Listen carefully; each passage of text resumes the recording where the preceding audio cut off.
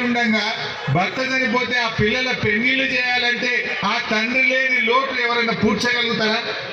కన్న తండ్రి ఉండి ఆడపిల్లల పెళ్లిళ్ళు చేస్తే ఎట్లుంటది? ఆ తండ్రి లేని పిల్లల్ని చూస్తుంటే ఆ తండ్రి లేని పిల్లల బాధ ఆ తల్లికి కాక ఇంకెవరికి ఉంటది అని నేను అంటా ఉన్నా. ఆ తల్లిని పట్టుకొని కాంగ్రెస్ వాళ్ళు ఎంత దుర్మార్గంగా మాట్లాడినరో ఆడబిడ్డలుగా మీకు తెలియాలి. ఒక ఆడబిడ్డగా, ఒక తల్లిగా, ఒక చెల్లిగా మీకు అర్థమవుతుంది ఆ బాధ. ఈ కాంగ్రెస్ వాళ్ళకి అర్థమవుతలేదు. దయచేసి ఆలోచన చేయండి.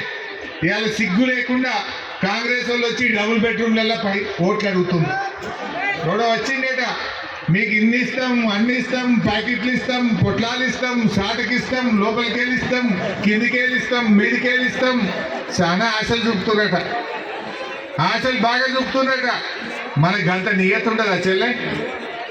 అన్నం పెట్టిన కేసీఆర్ అన్నని మర్చిపోతారా మీరు? మర్చిపోతారా? మర్చిపోతే మనుషులమైతామా? ఒక్కసారి ఆలోచించండి. ఇదేంటి 40 లక్షలు 50 లక్షలు పెట్టినారు ఆ ఇల్లు, ఒక్క పైసా ఖర్చు లేకుండా, పైరవి లేదు, దండం లేదు, దరఖాస్తు లేదు. కేసీఆర్ గారు నిజాయితీగా మిమ్మల్ని సెలెక్ట్ చేసి మాగంటి గోపన్న మన కేసీఆర్ గారు ఇంత చక్కటి డబుల్ బెడ్రూమ్లు ఇచ్చారు. ఏడన్నా కలనన్నా కన్నారా చెల్లె మీరు? కలలోనైనా ఇటువంటి ఇంట్లో ఉంటాం, జీవితంలో ఇంత మంచి ఇల్లు మాకు దొరుకుతుందని మీరు కల కూడా కనుండరు. ఆ కల కేసీఆర్ నిజం చేసిండు మనందరికీ.